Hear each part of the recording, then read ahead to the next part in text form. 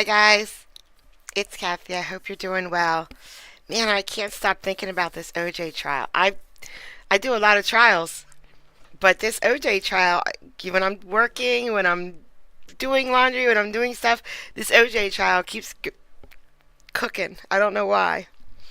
But so we're on February 3rd. We're on part 3, the last part. So they had a short day today. Here we go.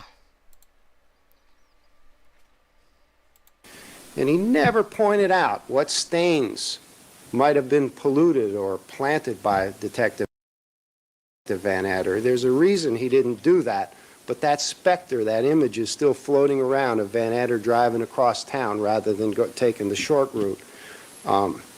There's a reason that he wasn't specific, and that is because all those evidence stains were collected before the reference sample had been obtained from Mr. Simpson.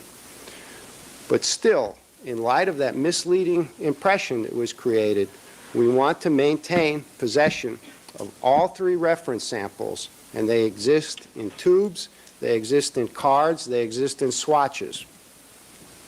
Let me ask you this. Yes, Your As Honor. to those reference samples, The defense three has already gotten samples splits. from them. I'm sorry. all right, okay. Then I won't concern myself with those. Yeah, they have already, I could pull out the dates, but the defense has already had access to the reference samples, all three of them. So there, in my opinion, there's no continued need to obtain those items. Are there any items on this list that you're willing to concede that they're entitled to have in their possession for testing and you have no further objection? Well, how about Dino and Carlito's Way, for starters? We made progress this afternoon. Well, I think it's incumbent on them to specify what it is that they need. And when I finish in a moment, I think you'll see the reason why, Your Honor. Under the authority of Keenan versus Superior Court, which we list in our letter, we have a legal right to observe these tests, not only to observe them, but to maintain the integrity of the evidence. That's at 126 Cal App 3rd, 576. Defendant, there's no surprise that they should rely on Prince versus Superior Court. I think the court needs to look at what our Supreme Court has said, People versus Cooper, 53 Cal 3rd, 771. They simply assert that this kind of monitoring would violate the attorney-client privilege and work product privileges. And remember, a couple months ago, we went through some discussions about attorney-client privilege and work product privilege. People versus Cooper, in my opinion, disposes of that. But, and if it doesn't, it's incumbent on them to point out by specifying what it is that they want to do and how much that they're going to consume. You know, if we just ship all this stuff off under their theory, it disappears into the black hole of Calcutta, and we never get to see or find out anything that comes out of it. I've just sent a letter to the defense team today.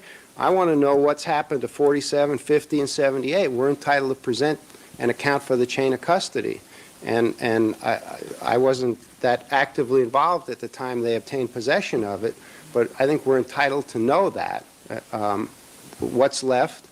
You know, there have been serious allegations about how terrible the cesspool of the LAPD SID is, and we're entitled to clear those up by demonstrating that everything is accounted for. Remember the time or the chart about Mr. Simpson's reference sample? They've made some serious charges about that, and we're entitled, but if we give them stuff and are never able to account for it, I mean, there are two different issues. There's the chain of custody, and then there's the mandate. To me, the precise legal question is, what legal authority do they have to shield those results? That's our evidence. And we're more than happy to let them be as effective as they can be. But the law in this state and in this country doesn't allow them to be any more effective than the physical evidence allows them to be. And there's the bind. They want to take our evidence, they want to do some testing somewhere, and they haven't even told us that's where the testing is going to be. It is my opinion that the lab that we'll be shipping it to is merely a conduit to prevent us from, what good does it do to tape this and film this in one place if it's going to be shipped out all over the country from there? how are we ever going to be able to account for things? You know, juries ask, I'm sure you've seen some strange questions. They want to see things sometimes. And where are we when we say, well, we shipped it all off to them? I'm sure that they'll probably object to any reference to them having had access in the actual trial, too. I'm trying not to predict the future, but you know that's coming, too. That not only, if they prevail on any of these issues, not only do they reserve the right to attack our evidence, even if they've gotten the same answers, as they surely will in this case, but then they'll try to prevent any reference to the fact that they got the stuff in the first place, seriously misleading the jury and depriving us of any opportunity to show them that this is merely about criticizing what our evidence shows, but not about showing that the answers are inconsistent. And I just close on a practical matter. You know, the trial's begun. You can imagine what's going to happen when we say, can we have the glove? We're going to need it about 10 o'clock tomorrow, and then they have to track it down. So at this point, Your Honor, I see three categories. I see the socks and the reference samples. I see all the items of biological evidence that we may intend to pursue once we pursue the question on the sock, the question of, is there any EDTA in any of the samples that we've associated with Mr. Simpson? And what's interesting, there aren't that many samples that we've associated with Mr. Simpson except that have a purely sinister implication to them, except for the crime scene drops. There's blood in his Bronco, there's blood at his house, and there's also his blood, which has been identified on those very same socks, too. But Mr. Cochran has raised the specter that Detective Van Adder or some other dark agent of his did something with Mr. Simpson's reference sample and planted it somewhere. And dependent on how the first set of EDTA tests are done, and I can't even give you a timetable on that, Your Honor. We've been making many phone calls since Mr. Cochran made that announcement to the world the other day. But we reserve the right to be able to try to detect EDTA or determine that there is no EDTA in many of these other samples, too. All right. Mr. Glazer? Yes, sir. I'm not going to talk about Mr. Shipman or Carlito's Way. This is absolutely ridiculous. We've made allegations that maybe some of this evidence was tampered with, and now they're saying we can't even look at it to try and demonstrate that. Just because of what our defense happens to be doesn't give them legal authority to say we can't look at the evidence at all anymore.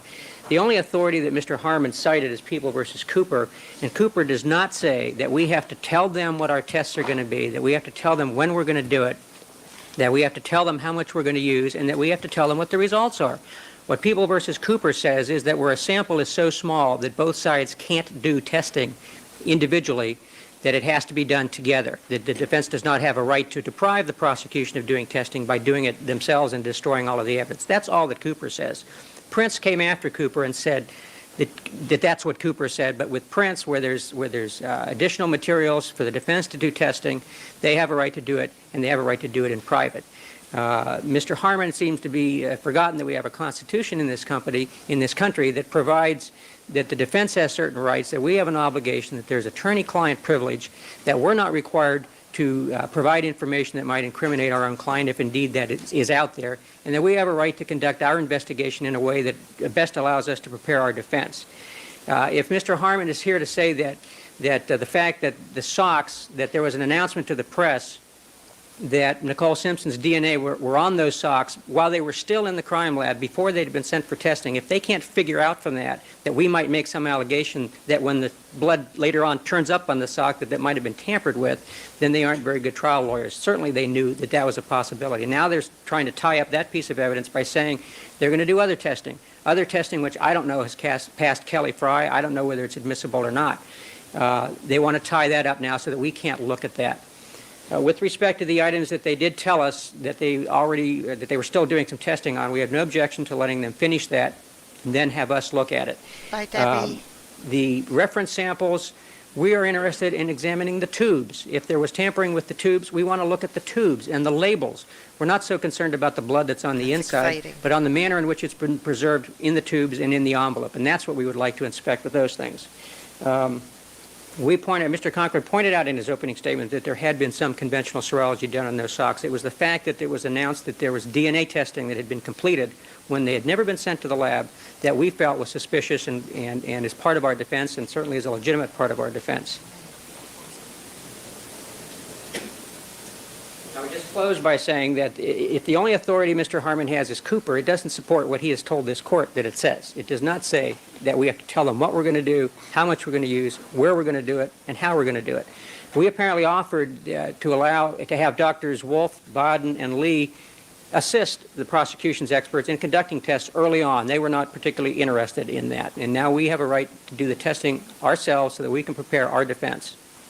Why do we have to do this examination and split in New York? Why can't you have your people come here, do the physical examination, take whatever splits are agreed upon by both sides here, and then transport on your own those splits for testing? Some of the examinations that we want to do are probably going to be microscopic examinations of items to determine whether we need to do any testing. That is done in our lab by our people with their equipment. We have no objection to them watching that so that they see what's done. But in our view, it's unreasonable to require all of those people to come back here not knowing what equipment they might have available to them, not knowing whether they're going to have access to the equipment, not knowing how much time they're going to have. We think it's far more reasonable that they be allowed to examine it in their own setting, and we do not have any intention of shipping this stuff all over the country. They're going to be there. They're going to see what we do with it. They're going to see us take splits. They're just not going to see what kind of testing we might do with those splits. Well, here's the problem. I mean, we're here, we're in trial. I'm told that the people's opening regarding the domestic violence issues will probably conclude in a week or so, and then we will go into physical evidence. They're going to start wanting to present some of this physical evidence. How can I justify, you say it's reasonable, how can I reasonably allow you to take all this evidence to New York when we're in trial here and one of the parties wants to present it? Well, first of all, we have no objection to them specifying which particular items they're actually going to use, and we'll do those first and get them back as quickly as possible. There are pictures of all of these things. Pictures can be used until the items come back, but I think the number of items that they actually intend to introduce physical pieces of evidence, I think, are relatively small. Much of what we've asked for are things that they feel are unimportant. They haven't even done testing on some of this stuff. So we have no objection to examining things in an order in which that we can get them back as quickly as possible so that they can be used for whatever purpose they want to use them. All right. All right, counsel, I'm going to want from both sides on Monday morning a list of these items as to what it is, where it is, what type of testing the prosecution wants to subject these to and why. Or I can figure out the why. And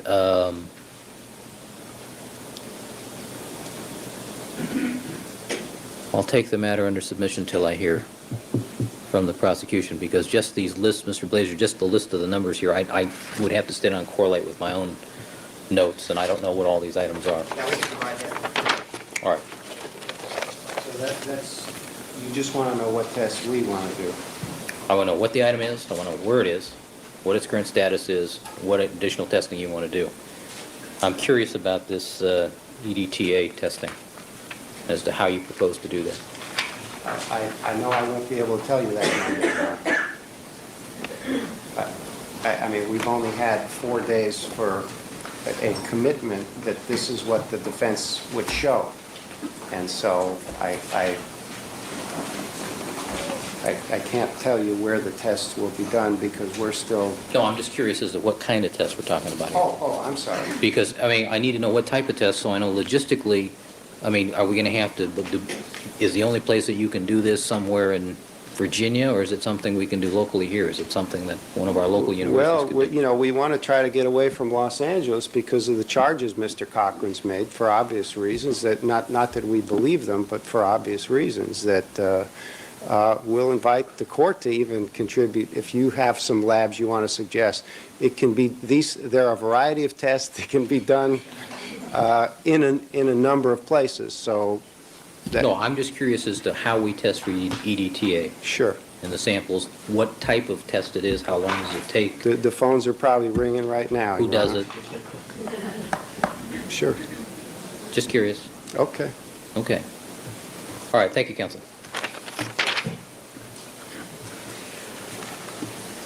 All right, anything else? All right, let's have the jury.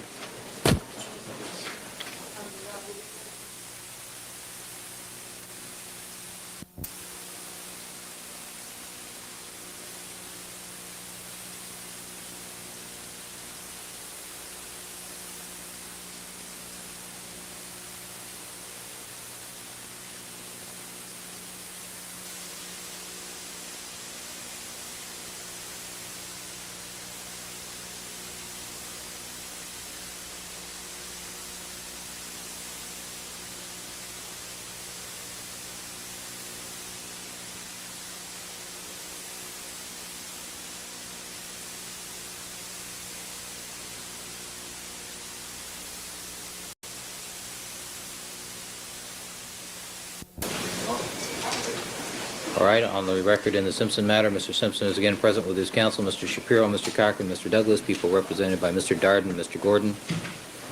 Mr. Darden, call your next witness. Thank you, Your Honor. The people call Denise Brown.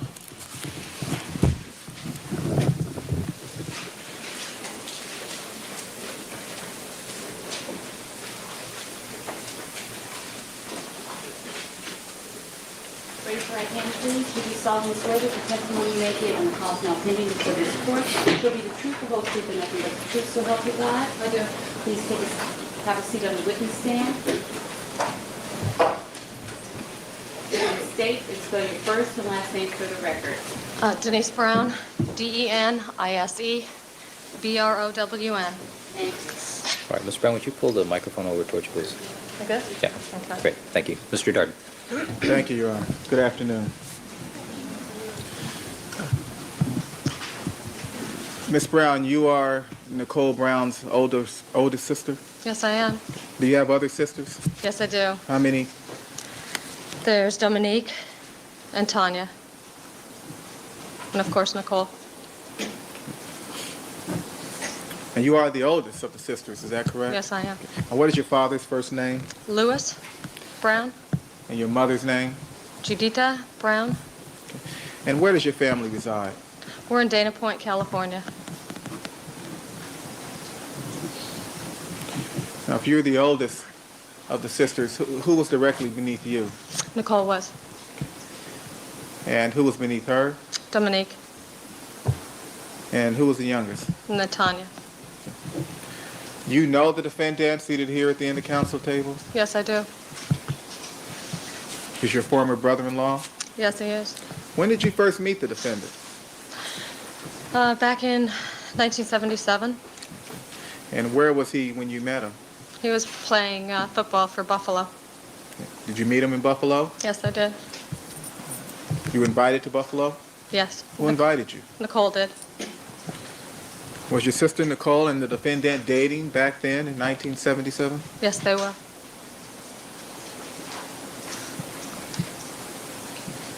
And you went there to Buffalo. She asked us to come up, Dominique and I. So your sister Dominique also went to Buffalo? Yes. Was the defendant married at that time? Yes, he was. And who was he married to, if you know? A lady by the name of Marguerite Simpson.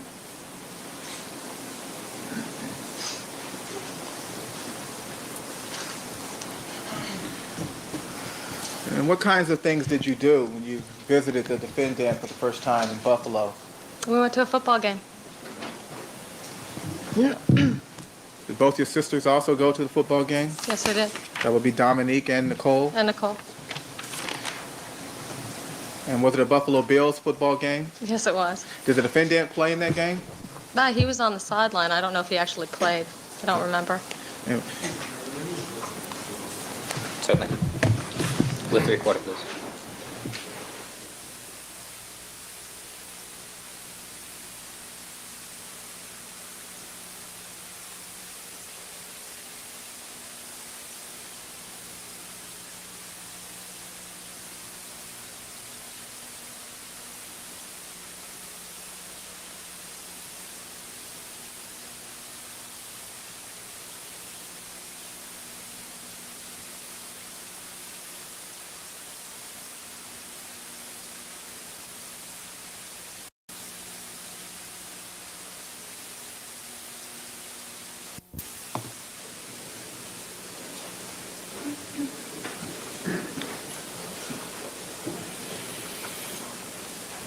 All right, thank you, counsel. Mr. Darden, you may continue.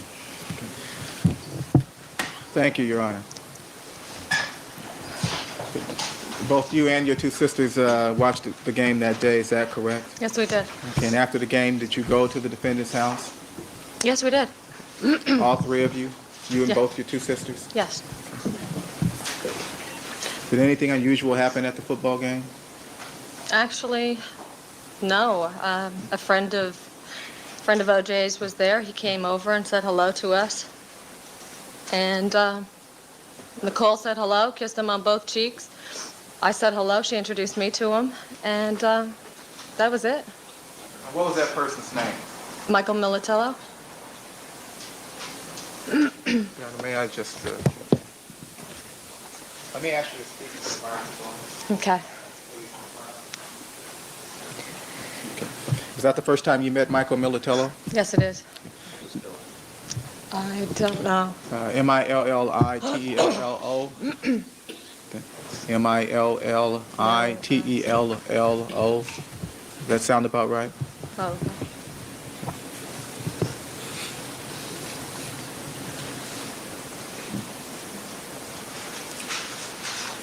You returned to the defendant's home after the game, correct? Yes. Anything unusual happened then? Yeah. OJ got real upset, and he started screaming at Nicole. Let me see counsel beside that, please.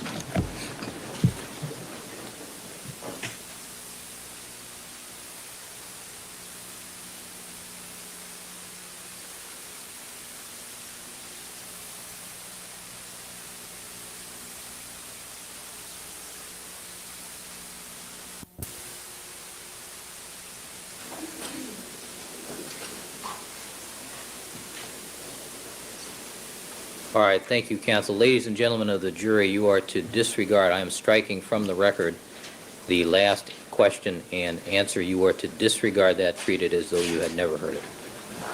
Mr. Darden. Okay, Ms. Brown, we're not going to talk about anything that occurred between 1977 and December 31, 1984. You understand that? Okay. Sure.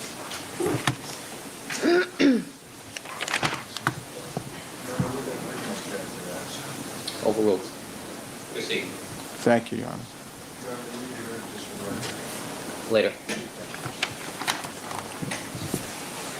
Mr. Darden. Ms. Brown, your sister Nicole married the defendant in February 1985. Yes, she did. Okay. Did you attend the wedding? Yes, I did. I was the maid of honor. Do you have a half-sister named Wendy? Yes, I do. And where was she living in 1987 and 1988? Wendy? Yes. In Arizona. Was there an occasion during that time period in which she came from Arizona to your family's home in Laguna Beach on vacation? Yes, she did. And did she bring someone with her? A girlfriend of hers who was also living there.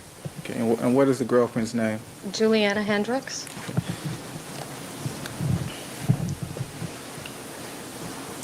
And did you, your sister Wendy, your sister Nicole, and Juliana Hendricks go out during that vacation period? Yes, we did. And was there ever an occasion when the four of you and the defendant went out and went to the Red Onion in Santa Ana? Yes, we did. Did anyone else go on that excursion or that trip that night?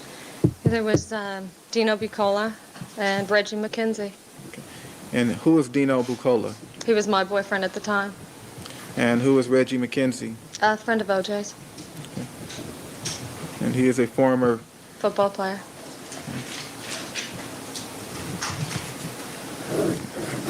And was there some plan or agreement amongst the group to meet at a certain location and at a certain time?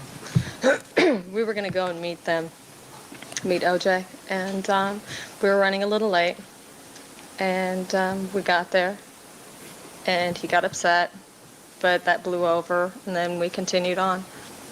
Okay. Went to the club. So when you arrived late, the defendant got a little upset, you say? Yeah. Okay. He was annoyed with us, yeah, for being late. Okay, now it was you, Nicole, Wendy.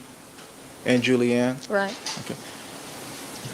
And then the group went out, is that correct? right. Did you all go out in one car? Oh, there were a couple of cars. And who owned the two cars that you used to go out in that night? I think that night it was OJ's car, and I'm not sure who else was driving or who else's car it was. Okay. Did you go to the Red Onion? Yes, we did. Is there a bar in the Red Onion? Yes. And did you have something to drink? Yes, I did. Really? What did you drink? That we were all, well, actually, we were all doing shots of tequila. The defendant was doing shots of tequila? Yes. Was Nicole doing shots of tequila? Yes. Did Julianne drink tequila? I think she may have. I'm not sure, but I know that we were. How about Reggie McKenzie? Did he drink shots of Yeah. tequila? Yeah, he did too. Now, were there other persons or patrons in the bar? Oh, it was packed. There was lots of people there. And did some of those patrons recognize the defendant? Yeah, he always gets recognized wherever he goes. And did the people walk up to the defendant and talk to him? Oh, sure. Did he sign autographs? I don't know if he signed autographs that night, but he's friendly to people. He shakes hands. Did people in the bar buy him anything? Oh, they could have. I think the bartenders, they had given him shots of tequila and things like that. Sure. I mean, that happens when he goes out. So the drinks were free? I'm not saying all of them were. I'm not sure, but people do tend to buy him drinks and they were buying us drinks too because we were with him. And did you see the defendant drink shots of tequila? Mm-hmm. Yes. Okay.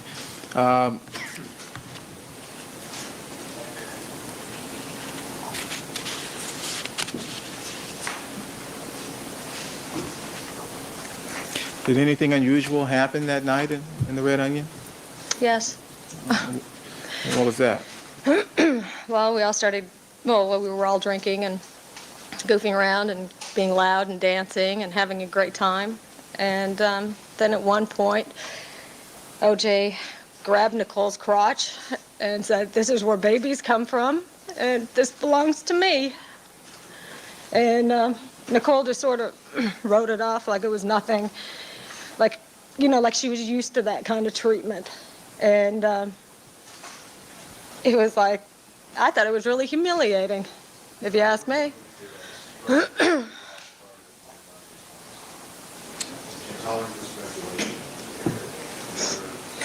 All of And when he grabbed your sister's crotch and said, "This is where babies come from," is that what he said? This is where babies come from, and this belongs to me, and this is mine. And when he said this, and when he grabbed her in the crotch, were there people around? Oh yeah, the bar was packed. Strangers? Yeah. Yeah. He was talking to the strangers. Did your sister Nicole react to this at all? She just kind of wrote it off and just, shrugged her shoulders. Stop it or whatever. I mean, it was, I don't know. She didn't really react.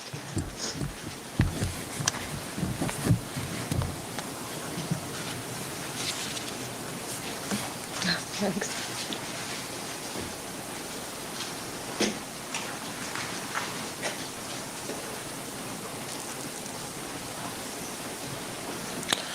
Did the defendant appear mad or angry or upset when he grabbed your sister's crotch and made these statements in front of these strangers? No. He wasn't angry. It was his. That's the way just the way he acted, the way it was like, this belongs to me, this is mine. He wasn't angry when he said it, he just made it a point. He wanted it to be known, but that was his. Was she wearing a dress or was she wearing pants, if you recall? Oh, I don't remember.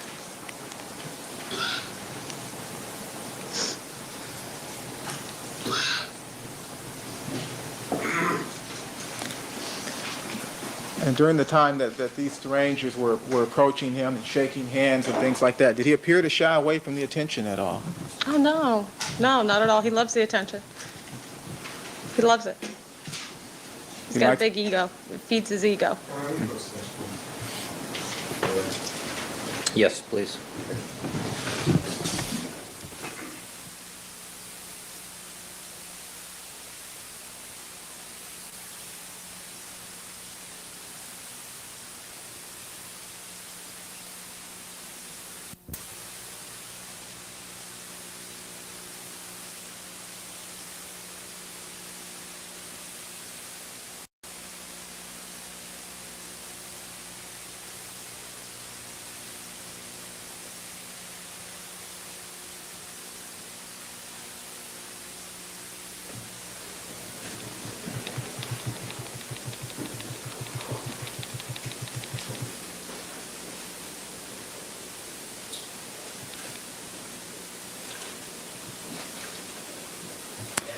All right, thank you, counsel. Ladies and gentlemen, I'm going to instruct you to disregard the last answer regarding the defendant's ego. That question and answer is not relevant to the issue before the court at this time.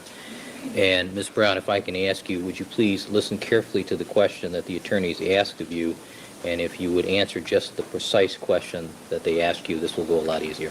Okay. All right, thank you. Sure. Mr. I Darden. thought that was an answer.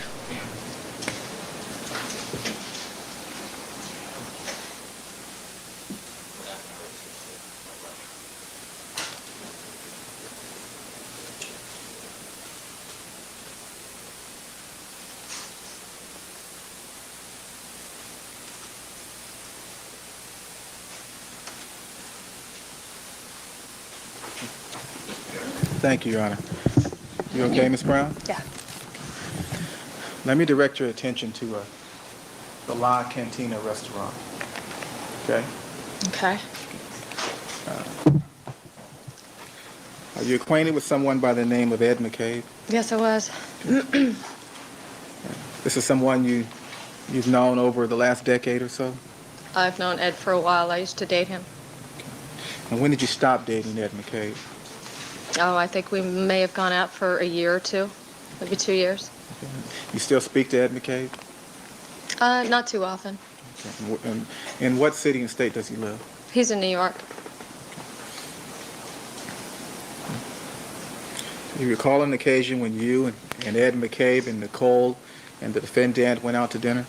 Yes, I do. Okay. And,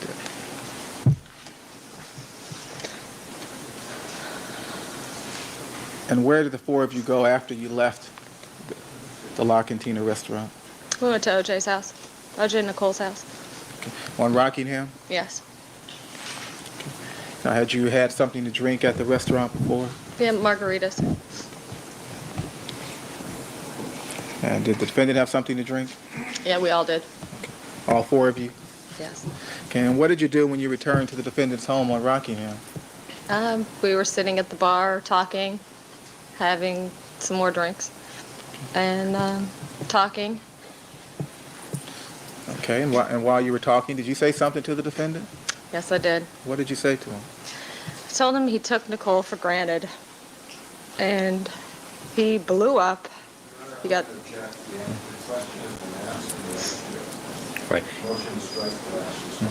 Ms. Brown, if you would, don't volunteer anything beyond the actual question, please. Okay. All right, thank you. Mr. Darden. You told the defendant that he took Nicole for granted? Yes, Why did you tell him that? because she did everything. Sustain.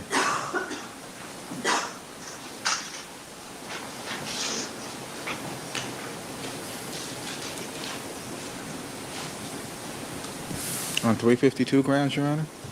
It's irrelevant. Why this witness thinks that Miss Brown Simpson was taken for granted is not relevant. What's relevant is the fact she made the comment and any reaction to that comment. What reaction, if any, was there by the defendant when you told him that he took your sister Nicole for granted? He got extremely upset. And what He- happened next? He started yelling at me. I don't take her for granted. I do everything for her. I give her everything. And he continued. And then a whole fight broke out. And pictures started flying off the walls. Clothes started flying. Ran upstairs, got clothes, started flying down the stairs. And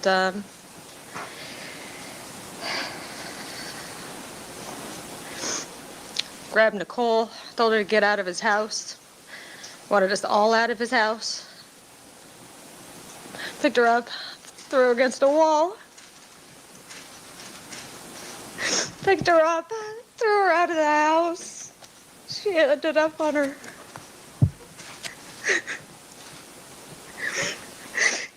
She ended up falling. She ended up on her elbows and on her butt. Then he threw Ed McCabe out. We were all sitting there screaming and crying. And then he grabbed me and threw me out of the house.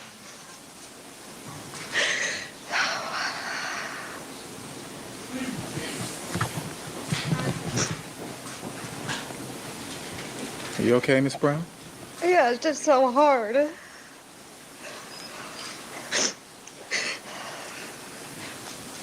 be fine.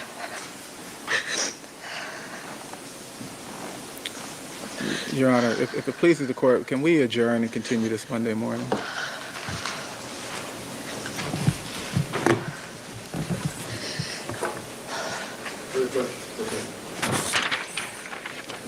Your Honor, the court instructed Bailiff to assist Miss Brown if she needs assistance. No. All right. Ladies and gentlemen, we're going to take our recess for the afternoon. Ms. Brown, if you just stay there for just a second. We're going to take our recess for the afternoon. Please remember my admonition to you. Don't discuss this case amongst yourselves. Don't form any opinions about the case. Don't allow anybody to speak to you about the case or speak to anybody else about it. Do not conduct any deliberations till the matter has been submitted to you. I'll see you back here Monday morning, 9 o'clock. Have a nice weekend. Whoa, that was smart. All right, even if they're crocodile tears, it doesn't matter because he completely just stopped questioning with her bawling, saying OJ threw her out of the house, saying OJ threw Nicole against the wall. They're going to sit and think about that all weekend before they come back. I mean, it doesn't matter, but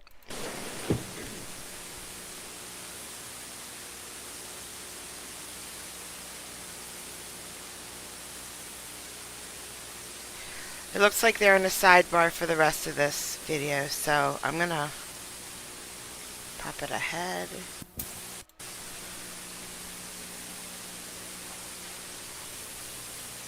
All right. Thank you, counsel. Anything else we need to put on the record? All right. We'll stand in recess Monday, 9 a.m.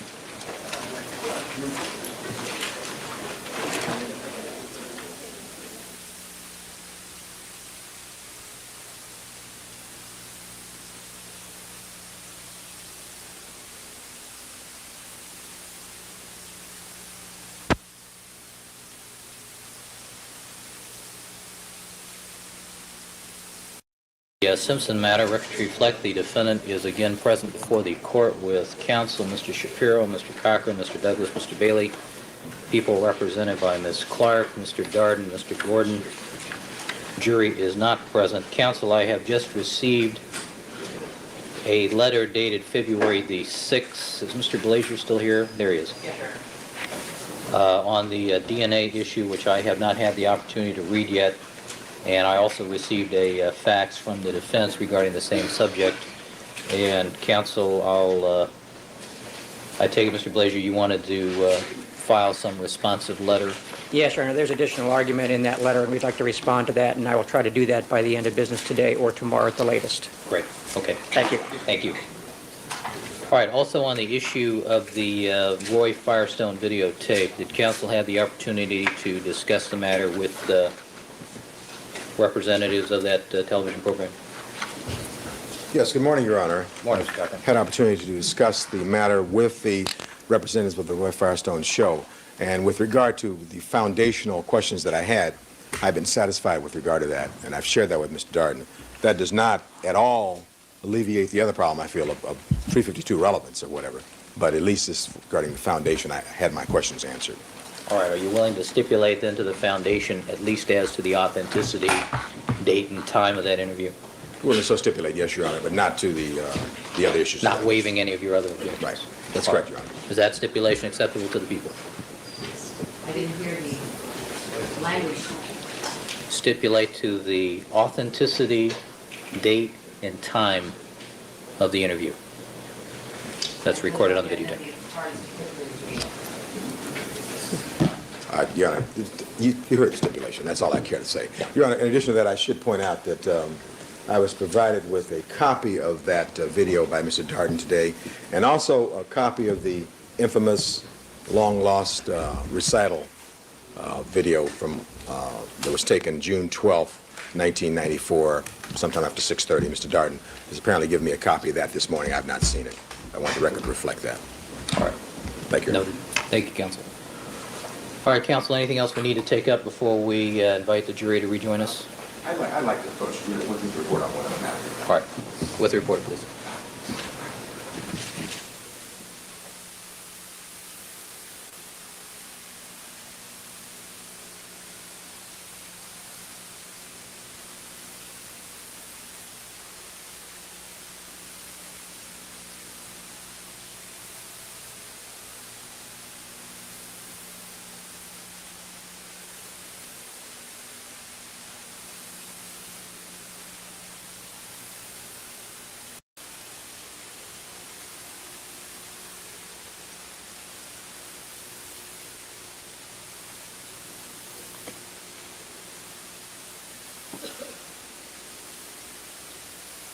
They'd provide testimony a lot.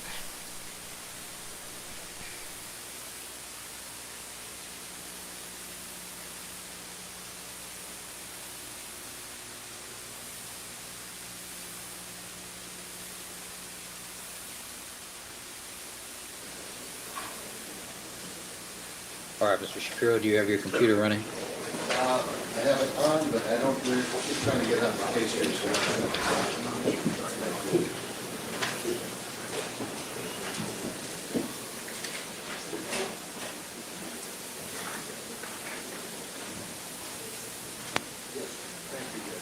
All right.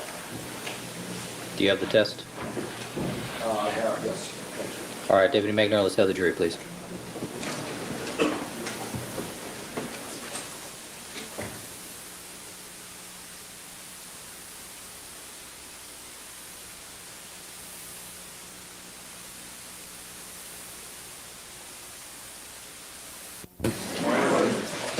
Ladies and gentlemen, I received a note from juror number 1290, which I suspect represents the views of the jurors, and I'll discuss that with the staff and the attorneys. And as you know, I've tried to respond to your requests or any concerns that you have, and it may take me a day or two, but I will address this issue for you. All right, let's resume with Denise Brown. Ms. Brown, would you come forward, please?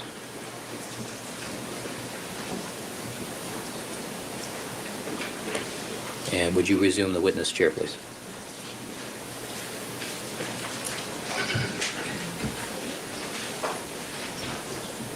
All right. Good morning, Ms. Brown. You're reminded you're still under oath. All right. Would you pull the microphone close to you, please? All right. Mr. Darden, do you wish to continue your direct examination? Yes, I do, Your Honor. Thank you. You're welcome. Good morning. Good morning, ladies and gentlemen.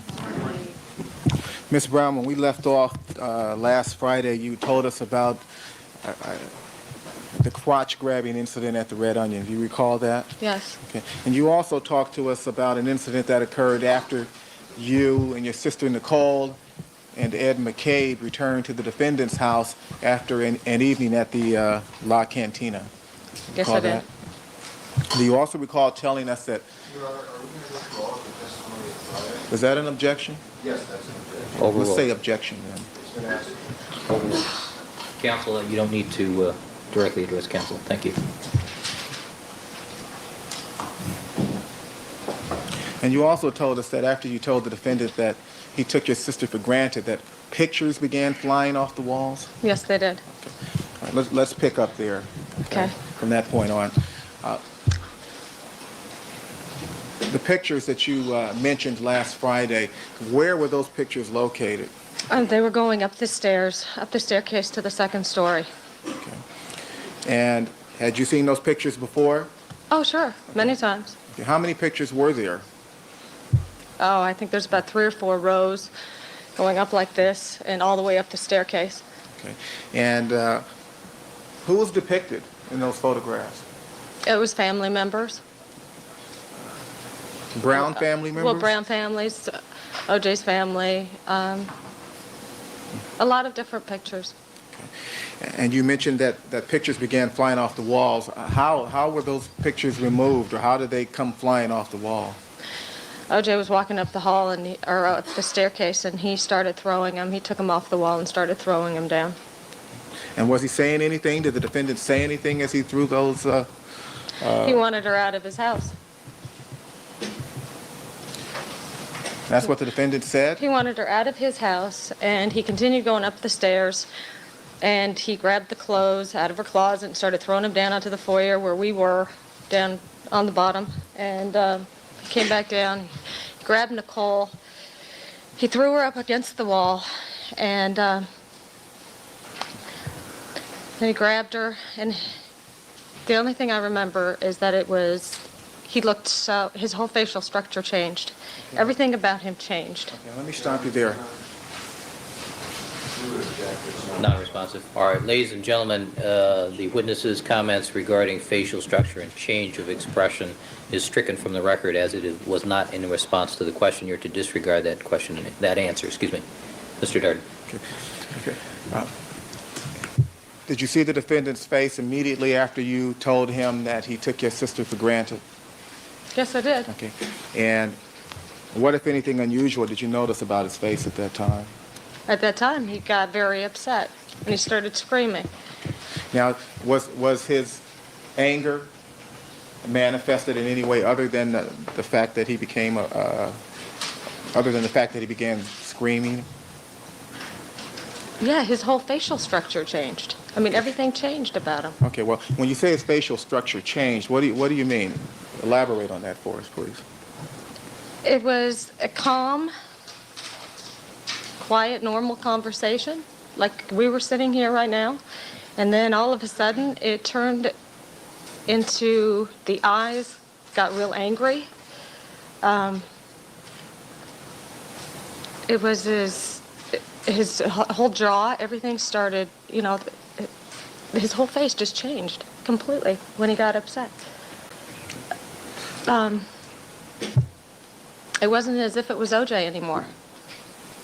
He looked like a different person, and that's what Nicole had always said when he gets angry. Let me stop you there.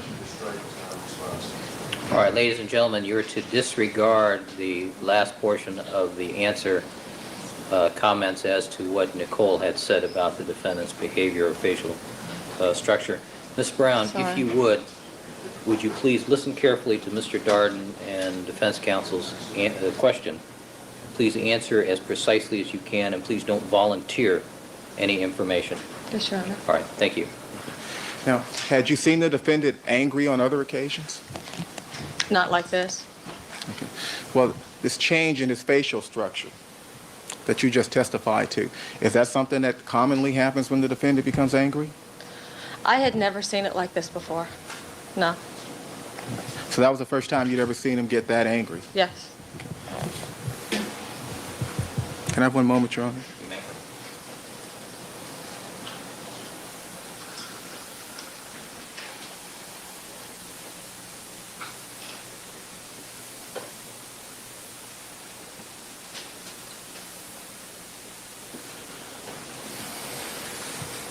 Where did you and Mr. McCabe and your sister go after the defendant threw the three of you out of his house? We went to the Beverly Hills Hotel. Okay. And why did you go to the Beverly Hills Hotel? That's where he was staying, Ed McCabe. Okay. And were you staying there as well? We stayed there that night, yes. Okay. And Ed McCabe was your boyfriend at the time? Yes, he was.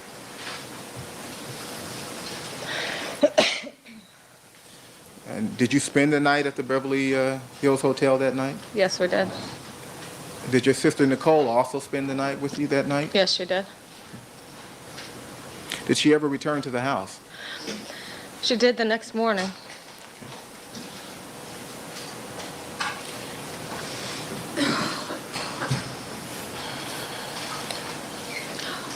Did you try and stop her from returning to the house?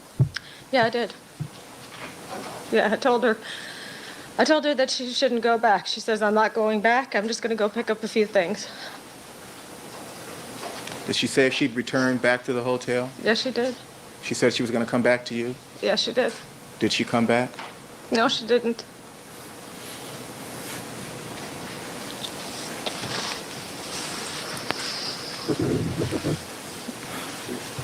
Did you report that incident to the police at the time? No, I did not. Did she? I don't think so. And did Ed McCabe report it to the police? Not to my knowledge, no. Did you consider reporting the incident to the police? I didn't. Why I told not? her, I just told her, I said, you can't go. Hold on. The question was, did you report it to the police? Did you consider reporting to the police? The answer is yes or no. No. All right, thank you. Mr. Douglas. And why didn't you report it to the police? Because she said she'd take care of it.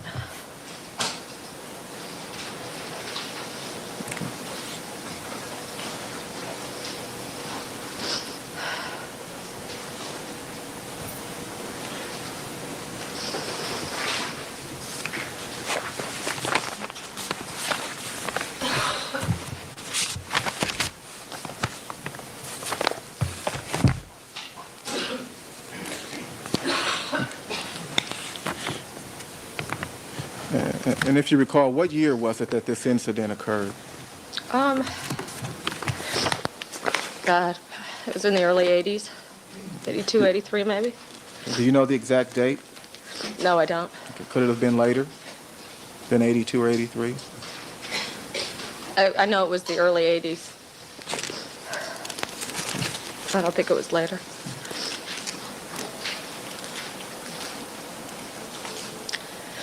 Have one moment, Your Honor. Certainly.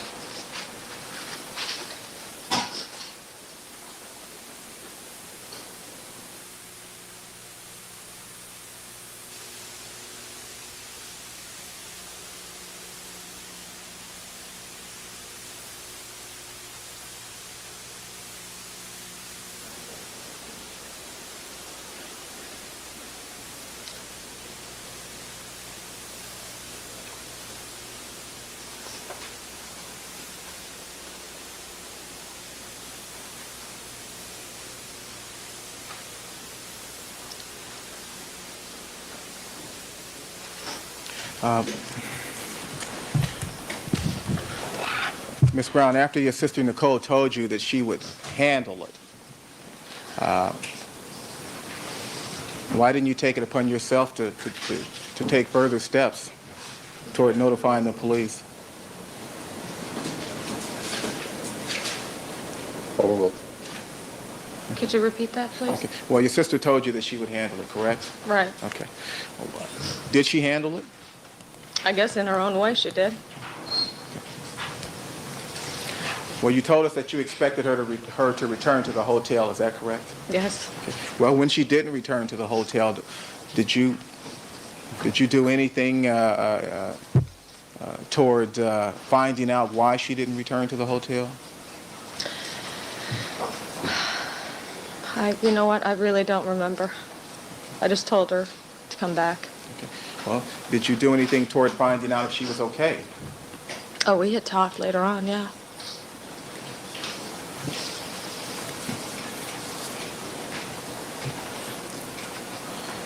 Ms. Brown, I'd like to show you 3 photographs. And these photographs have already been marked people's 9, 10, and 11 for identification. May I approach? You may.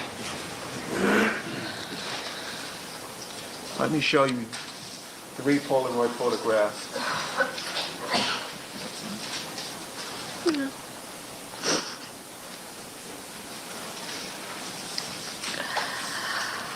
Have you seen these photographs before? Yes, I have.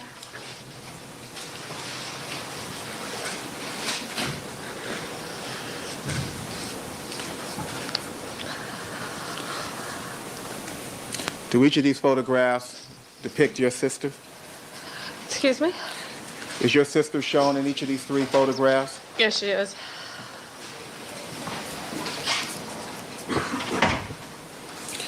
Your Honor, if I could put these up on the Alamo.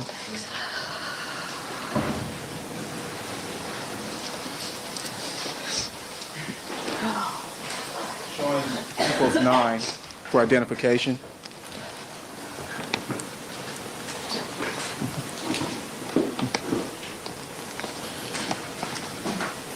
Ms. Brown, do you see People's 9 there on the monitor next to the witness stand? Yes, I do.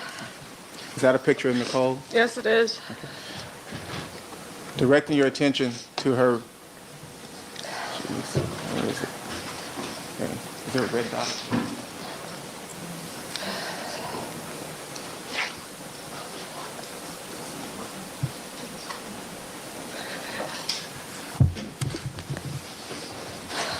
Directing your attention to the left eye, Nicole's left eye in People's 9 for identification.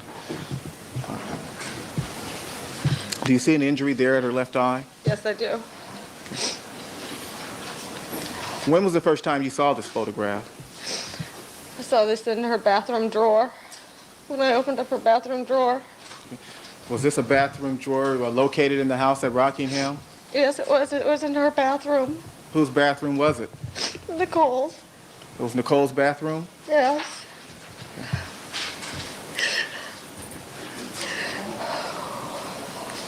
She showed the photograph to you? No, I just saw it in the drawer and I took it out and I looked at it.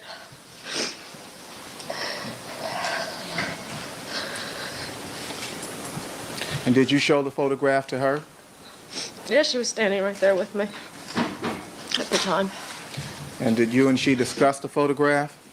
Yes, we did.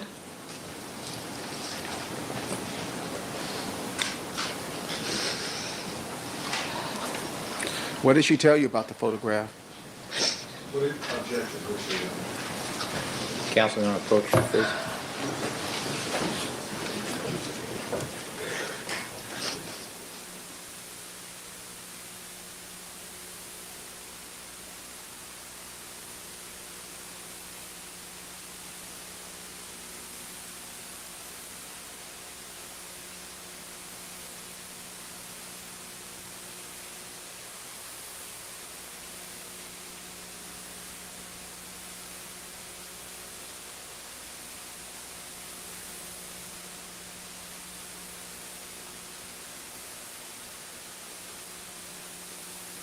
Please.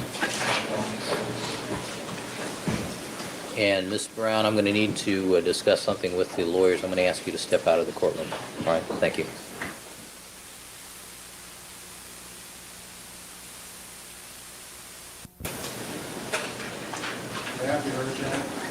I'm a little concerned. We're back in open court, out of the presence of the jury. Mr. Darden, I'm a little concerned here.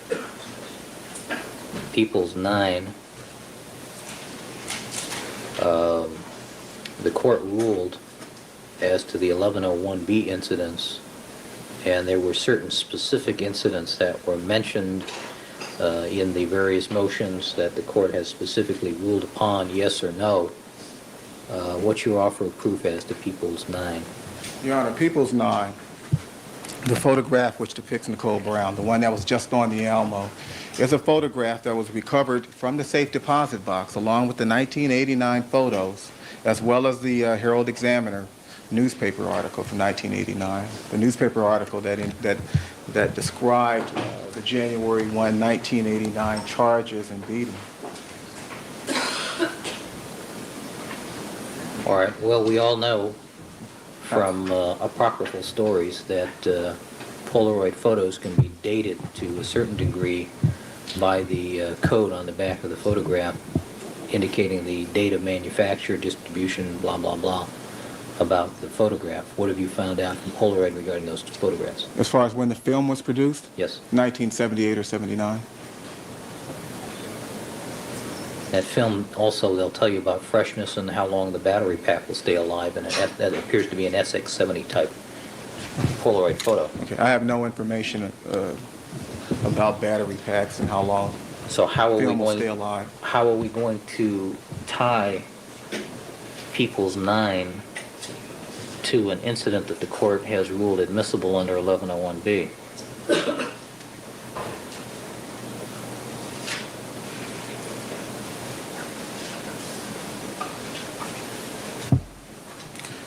Your Honor, there is the issue of the defendant's attempt to minimize what happened in January 1989.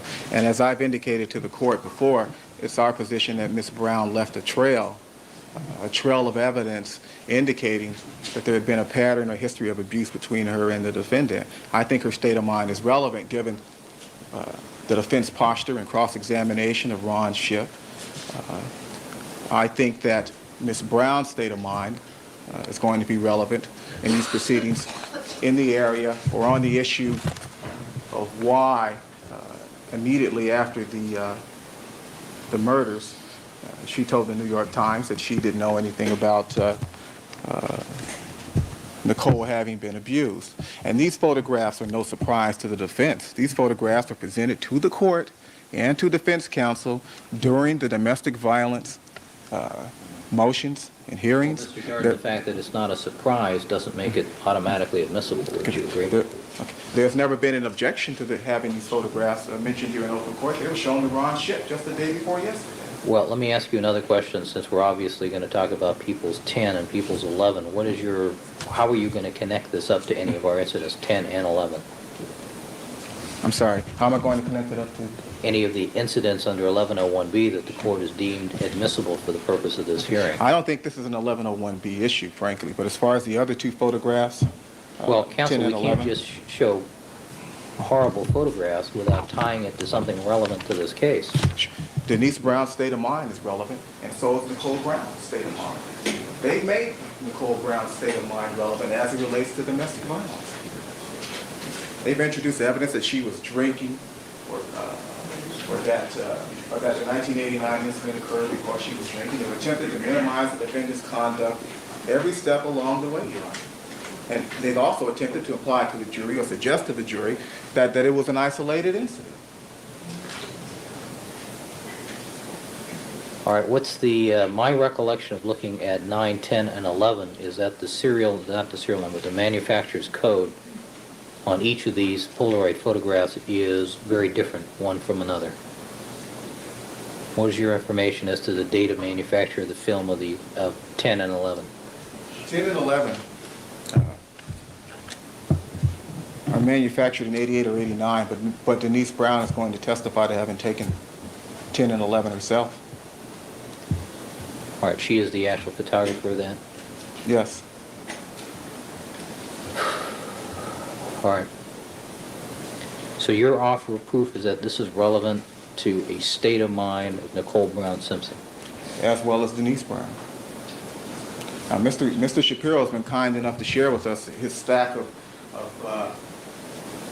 of newspaper articles that relate to everything Denise Brown has ever said about this case. And I think we need to explain to the jury why Ms. Brown felt initially that her sister was not the subject of abuse. And I think other things that have been shown to the court and to counsel, things that have actually been objected to, and things that the court has actually advised the people to proceed with caution, The problem, will become Mr. relevant. Darden, the problem I have, though, is that you're offering a photograph for which there is no foundation as to date, time, and a connection with any one of the 1101B incidents. That's our problem. And that's why I say I don't see it as an 1101B issue. I see it as a state of mind issue for Denise Brown and for Nicole Brown.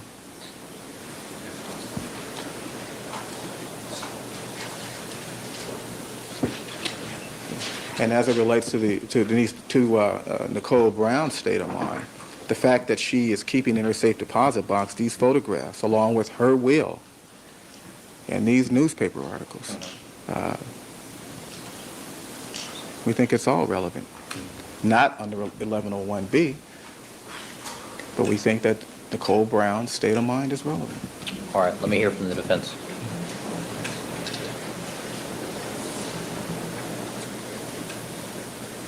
Mr. Shapiro.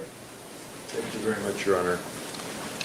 First, Your Honor has been told by the prosecutors that these three photographs were from 1989 when they were discussed during our hearings regarding the relevancy of domestic discord issues. And with that, we had no objection. We certainly have no objection to the two photographs that were taken allegedly by Denise Brown in 1989 as being similar photographs to those that have been shown to a previous witness and taken by the Los Angeles Police Department. However, for the prosecutor to come to court and offer a witness and flash a photograph without knowing what that witness was going to say about the photograph and telling Your Honor that we haven't asked her. I guess she's going to say they were 1985. I don't know what she'll say. I have to ask her. Is something that is not permitted by our rules of procedure.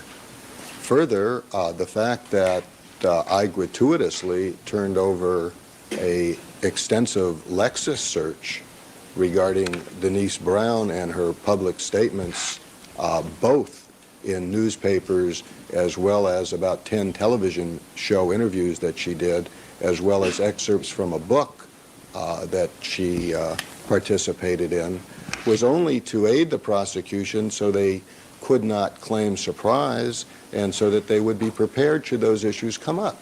However, I have not yet asked a question, and I don't see how the prosecution can possibly know what questions I'm going to be asking, if any, of Ms. Brown. Well, counsel, my concern is not necessarily anticipating what the cross-examination of Ms. Brown is going to be. My concern is that showing the jury a relatively graphic photograph of the victim in this matter, one of the victims in this matter, who obviously appears to have been beaten from this photograph, without being able to tie it to any of the incidents that we're talking about here. That's my concern.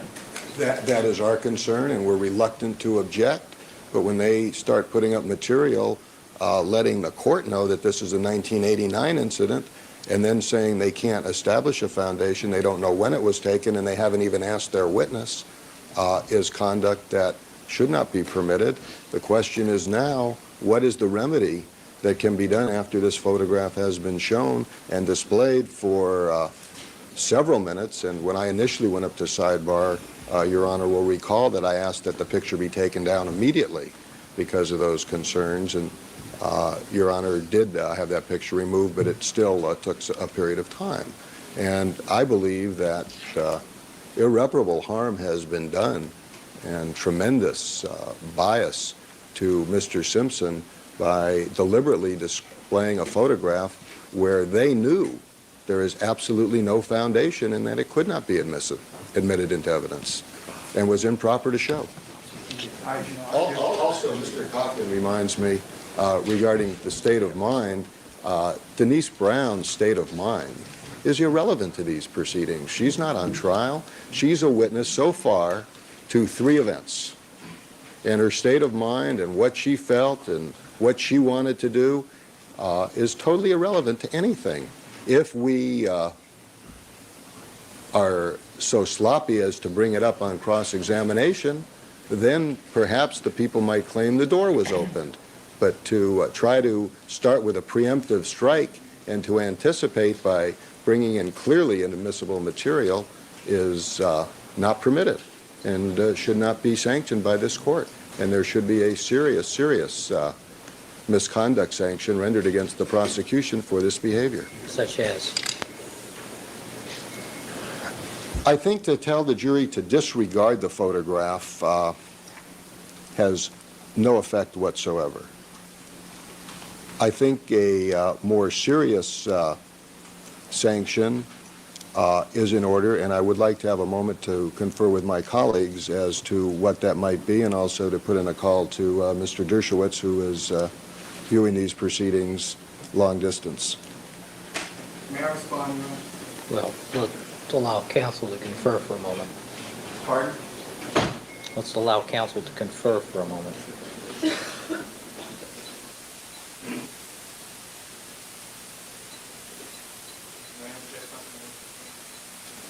Mr. Bailey, it would thrill me to death if you didn't do that while we're still in session.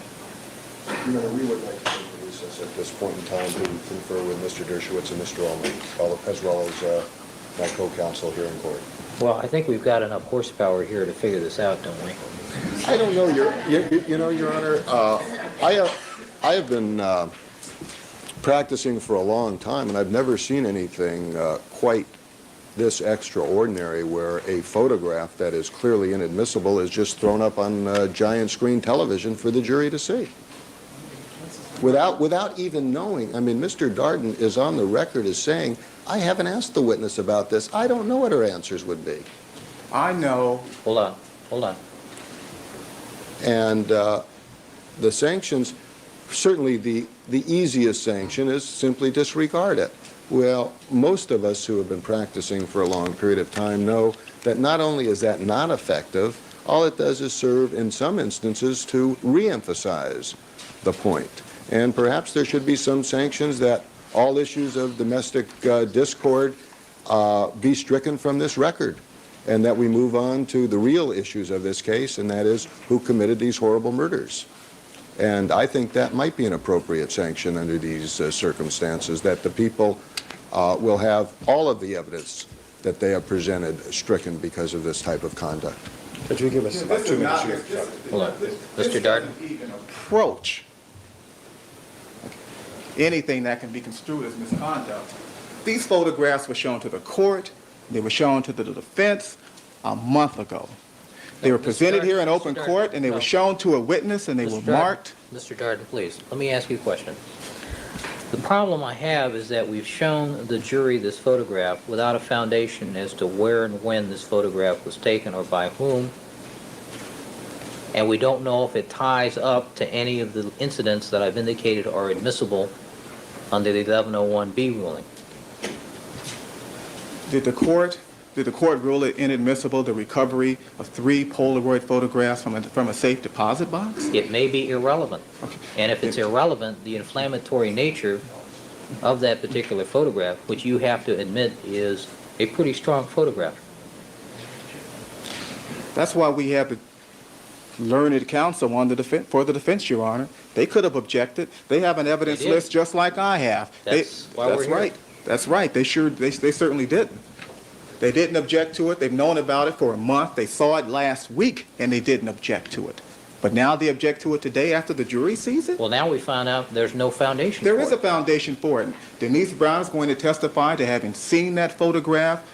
It ends up in a safe deposit box along with the 1989 photographs. The defense has indicated that they're going to call Lenore Walker, and if the court reads Lenore Walker's writings as it relates to domestic violence, the fact that the victim left a trail just like the trail left by Nicole Brown, is very relevant, extremely relevant. It's going to be relevant as to Lenore Walker's opinion when she arrives Why here. isn't this a rebuttal issue? Why is this in the case in chief if it's not one of the 1101B issues, one of the 1101B incidents that I've allowed? Because it's relevant as to Denise Brown's state of mind. It's also Denise relevant Brown's as to, state of mind is irrelevant. okay. It's also relevant as to Take that to the bank. Pardon? Take that to the bank. Is that an indicated ruling? It's a strong inclination. At any event, At least at this point, to establish Denise Brown is here to testify to the nature of the relationship as to 3 specific incidents. can I? This photograph is not related to any of those 3 incidents, so it appears to me to be irrelevant. What concerns me is the rather inflammatory nature of that photograph, and to show it to the jury without any foundation for it is more than inappropriate. Your Honor, everyone understands when those photographs were recovered. Everyone understands that in the photographs, Doesn't make it admissible that they know about it, counsel. okay. Go ahead, finish. Can we put 2 photographs up on the screen for you for a moment, so that I can just make one other point on Sure. the issue of their failure to object?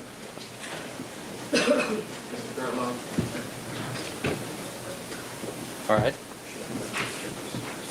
I see number 9, and what else, Mr. Fairtlow? It's also number 10. All right. What's the point? Okay. The point is this: look at the age of Nicole Brown in number 9, and look at the photograph marked number is 11, and number 10. Okay. No one's hiding anything from the defense. They know that Denise Brown saw this photograph. They know that Denise Brown, or rather that the photograph was taken out of the 1989 safe deposit box. You can look at the photographs and clearly discern that she is younger. She appears youthful in people's mind for identification. If they wanted to object to the introduction of these photographs, they could have. They are. Okay, yeah, after they've been shown to the jury. I mean, did I just throw it on the Alamo and then flip the switch and have it jump out there in front of the jury? Of course not. I even asked permission to put the thing on the Alamo. I mean, what more do they want?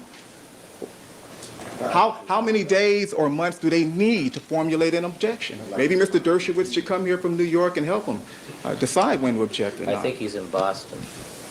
Big difference. If I might just respond to my Mr. learned Cocker. counsel. What First about of all, the two-attorney rule, Your Honor? What about the This is one separate. attorney rule on an issue? He was the one who responded to this. Your Honor, I'm sorry. No, actually, I'm incorrect, Mr. Shapiro. That's right, Mr. I'm addressing a slightly different issue, Your Honor, than what Mr. No, Shapiro we're was. talking about the same photograph, All right. counsel.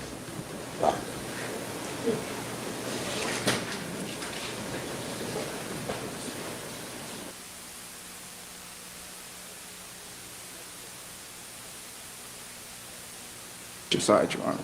Much more trial experience. Mr. Darden, thank you. Mr. Shapiro?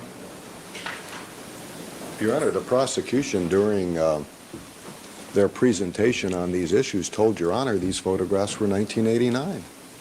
I don't think there's anything more to say. If we're going to call an expert in as to being able to tell the age of a woman when she has been out at a New Year's party and according to the evidence, been drinking and been involved in a domestic dispute, and then show a picture of her made up, that could be the next day after. I don't think there is any room for any doubt that this court has been told, counsel has been told, and I'd like Mr. Darden to tell Your Honor that he didn't tell you these were all 1989. These were all archived in '89.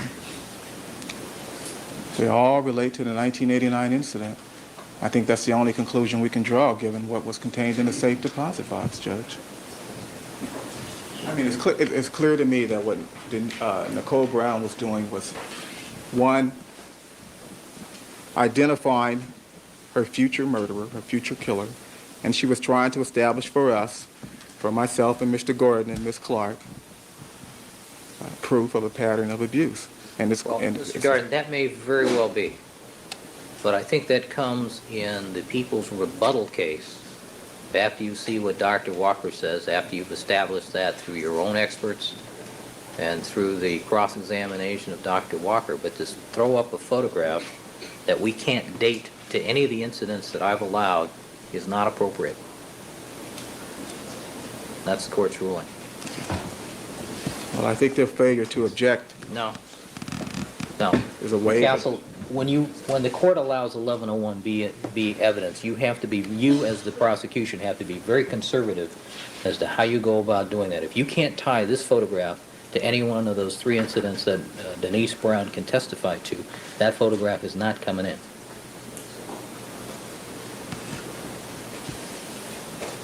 All right, let's. Yes.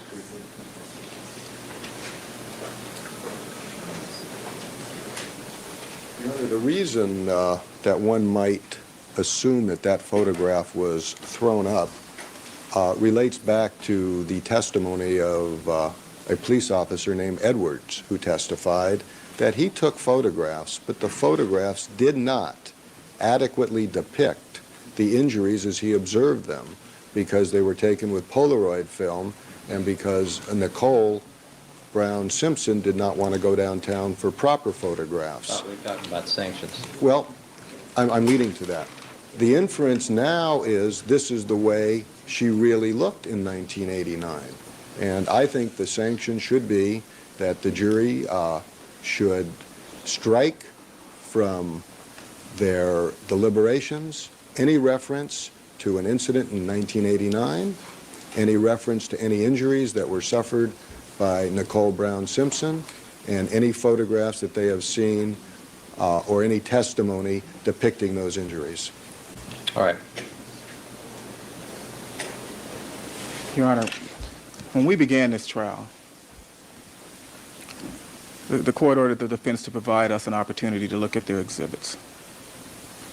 And we were given a nanosecond to do that, and when we realized that there was a problem with one of those exhibits and objected, The court found that we had waived the right to object because the objection was untimely, as the court ruled.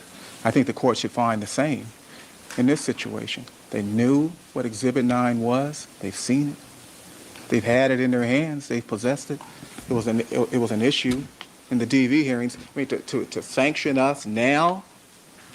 Do you have a Certainly foundation unfair. for this photograph? Yes, it is the photograph that Denise Brown saw in the 80s at Rockingham. Doesn't help us. Thank you. Sorry, did you say something? Say how the jury, please.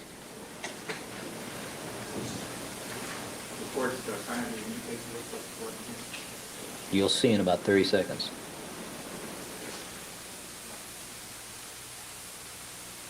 I feel like this is about to be very bad. I feel like his words are going to be very, very harsh. Reflect that we've been rejoined by all the members of our jury panel.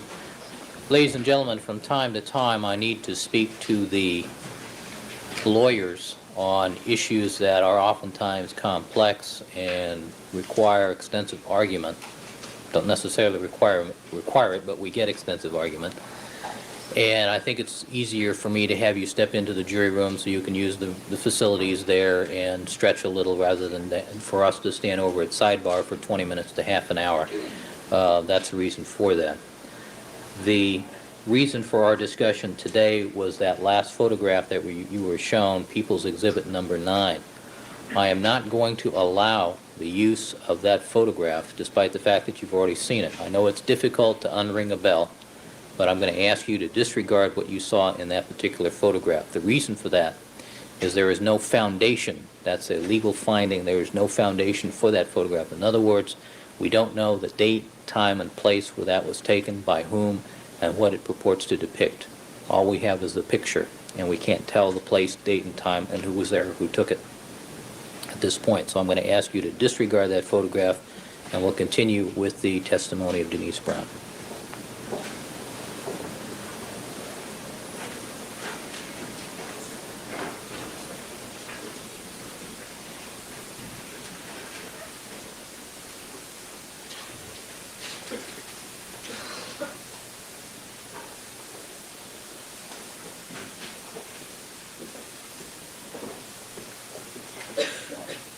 All right, Ms. Brown, would you resume the witness stand, please? Wouldn't it be nice if we could get AI to like show us what all of our favorite judges would do in this situation?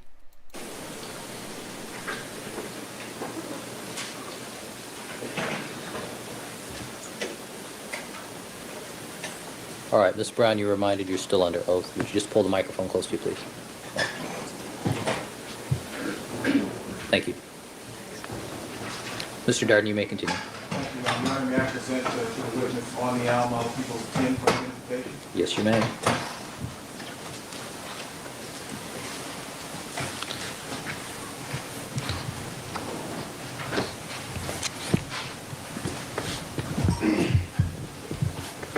Ms. Brown, showing you what has been marked People's 10 for identification.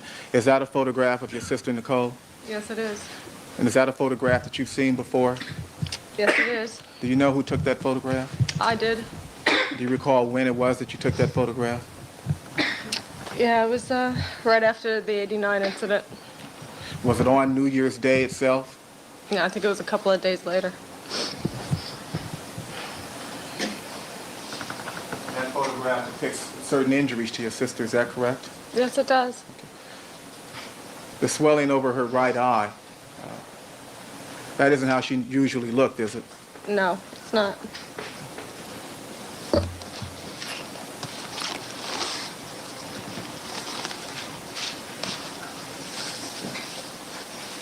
Your Honor, may I show the jury People's 11 for identification?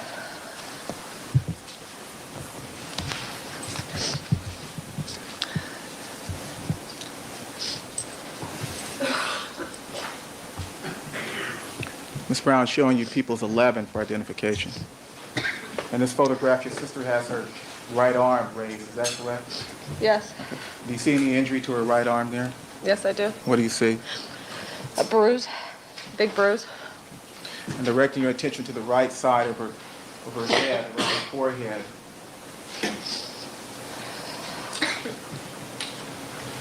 Do you see any injuries to the right side of her head? Yes, I do. That's not how she usually looks. No, it's not.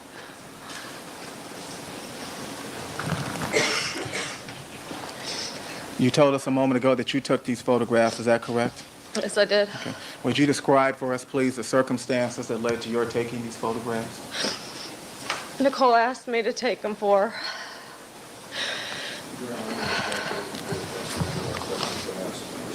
Sustained. Not sustained. Next question. How many photographs did you take of her that day? Overruled. Okay.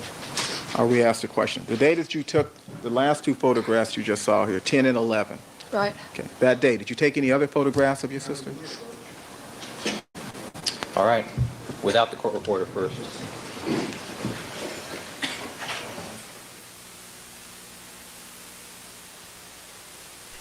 Can we just have the trial, please?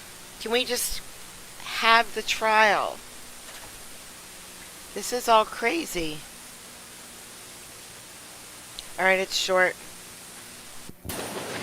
Ms. Brown, are these the only two photographs you took? Yes, they are. And after you took those photographs, what did you do with them? I gave them to Nicole. She took them. Okay. And did you know back in 1989 whether or not your sister Nicole had a safe deposit box at Union Bank? No, I did not.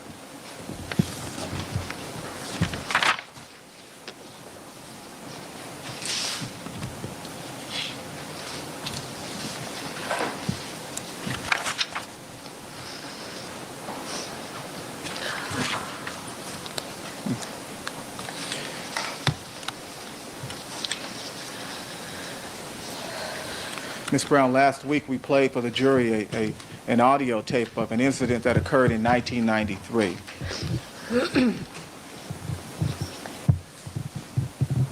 Have you heard any portion of that audio tape? Have you heard any portion of that audio tape? I don't think so. The 1993 tape of the incident at Gretna Green? I don't know. I don't think so. Okay. I'm sorry. I didn't hear the answer, Your Honor. No, she doesn't believe that she heard it. Okay. Is that correct, Ms. Brown? Yes. Mr. Dark? When was the first time you learned that something had occurred on October 25, 1993 at Gretna Green? Sustained. Were you present at your sister's house on October 25, 1993? No, not that I remember, no.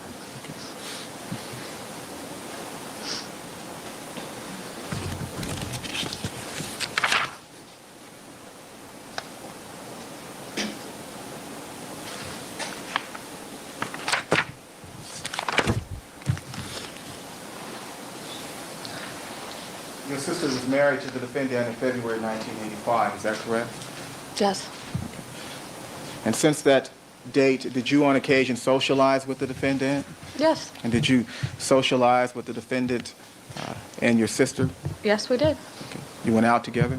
Yes. Went to clubs? Yes. What kinds of places and what kinds of things did you do with the defendant and your sister? Overruled. We used to go out to dinner. We used to go dancing. We did family vacations, ski trips. We did a lot of things together. We were a family. And you considered the defendant part of your family? Absolutely. So not everything that happened between your sister and the defendant was bad, correct? No, not at all. Lots of good times. Yeah.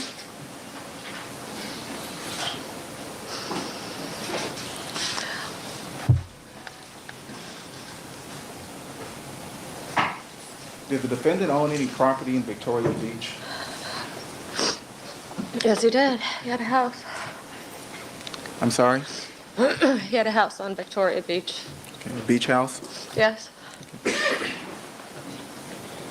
And were there occasions when your sister would go down to the beach house on Victoria Beach without the defendant? Yes. And would she bring the children sometimes? Yes. And sometimes the defendant would come with her, is that right? Yes. Okay. And your family, the Brown family, did you live close by or near the beach house? Yes, we do.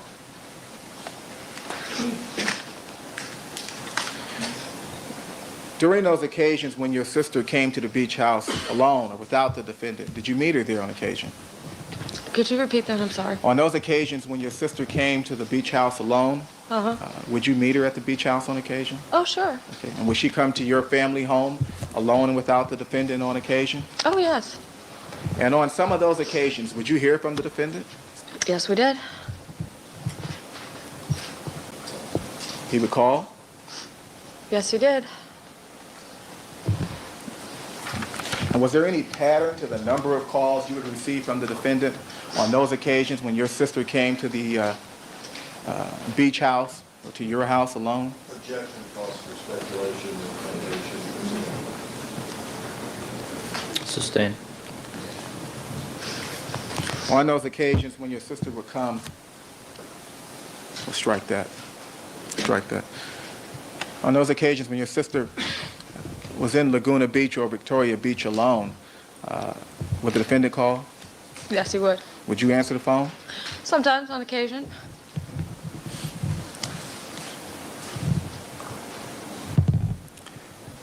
And on those occasions when you answered the phone, was there a pattern as to what the defendant would say to you? Objection, Your Honor, so there's no foundation, but significance as to what time. Sustained.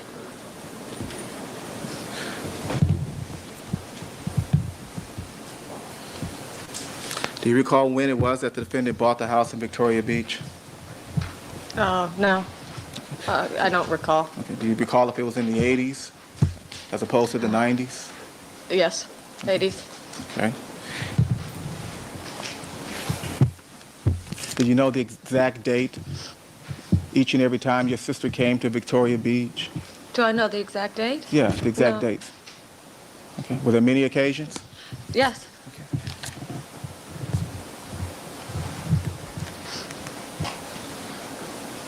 Can I have one moment, Your Honor? Certainly.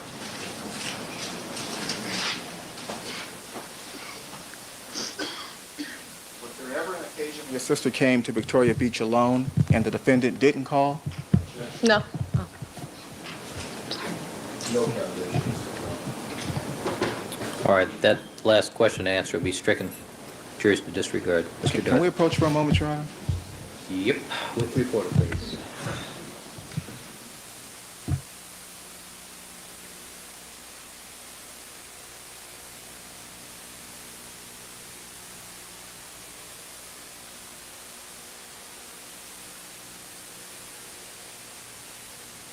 Your Honor, make him stop objecting.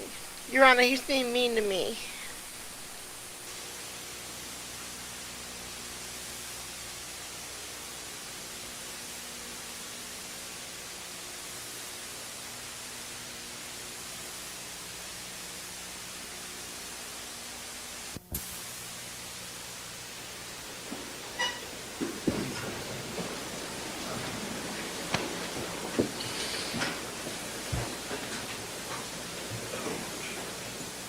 All right, thank you, counsel. Mr. Darden, you may continue.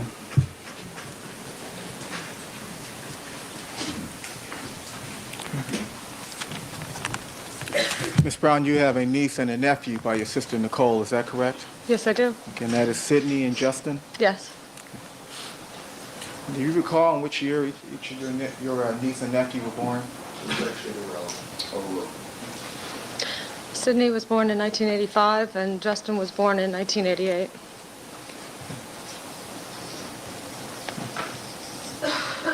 I take it that your sister gained weight while she was pregnant. Yes, she did.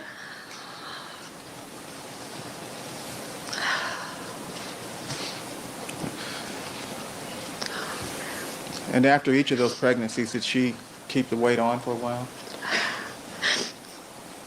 Yeah. It,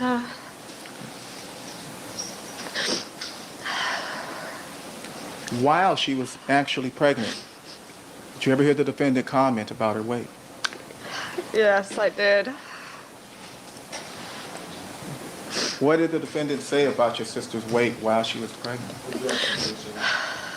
Sustained. This is the defendant's statement, Your Honor. Oh, I'm sorry. Overruled. Could you repeat that, please? What did the defendant say about your sister's weight while she was pregnant? He used to call her a fat pig. He used to comment like this all the time. Okay, he make hand gestures, Yes, holding both hands apart, as you just indicated on the record. yes. And did you actually hear him call your sister fat pig while she was pregnant? Yes.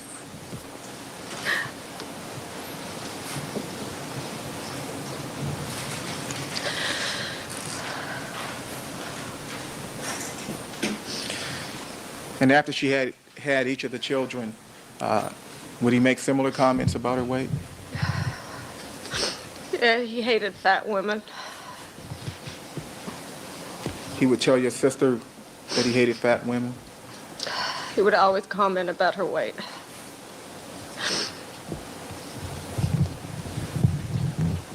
And you would be present on occasion when he made these comments? Yes, I was.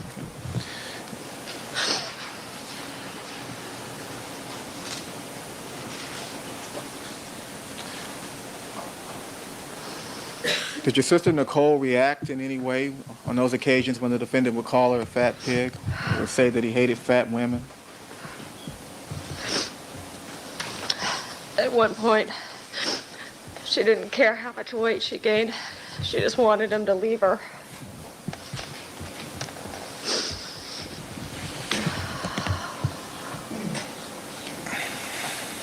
Can I have one moment, Your Honor? Yes.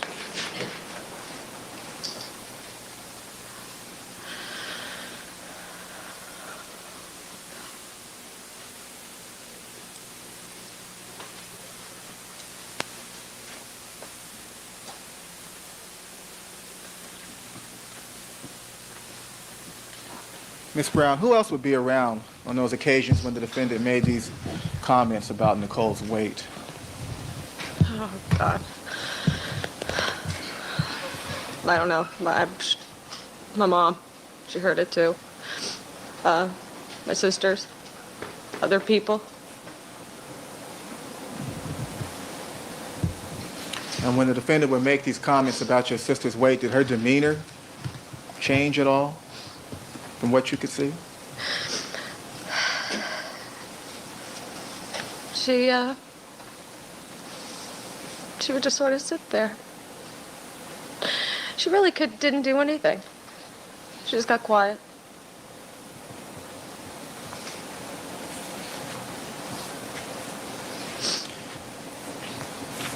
And on those occasions when the defendant would call your sister these names, did you say anything to him? Oh, I don't remember.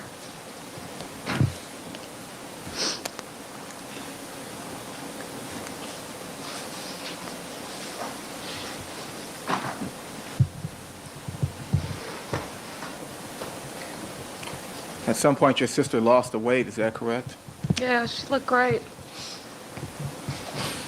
Do you recall when it was that she lost the weight?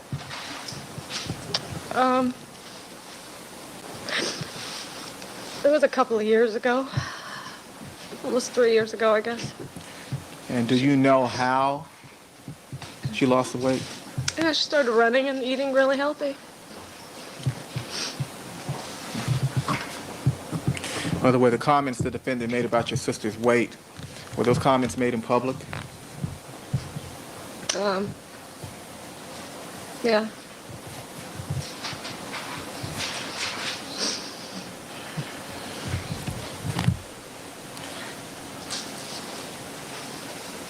On those occasions when you saw the defendant, and this is after your sister lost the weight, did his attitude about her weight change at all? Yeah. He loved it. Look at her. She looks great, doesn't she? She's mine. That's what the defendant would say? Yeah, she was always like a possession. Well, during the years when she was carrying the weight, did he ever say, look at her, doesn't she look great, she's mine?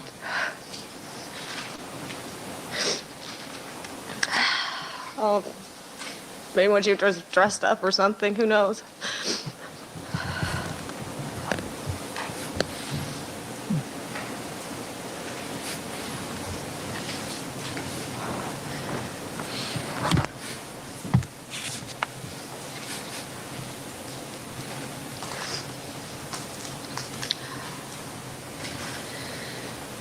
You know, I need the court's guidance on one matter. Can we approach that sidebar for a moment? Madam Reporter, how's your paper supplier? Okay, that's a good time to break for the day. Thank you so much for coming out to OJ. We'll be back in about 22 hours to see him again. Stay warm. Have a great day, guys. Goodbye.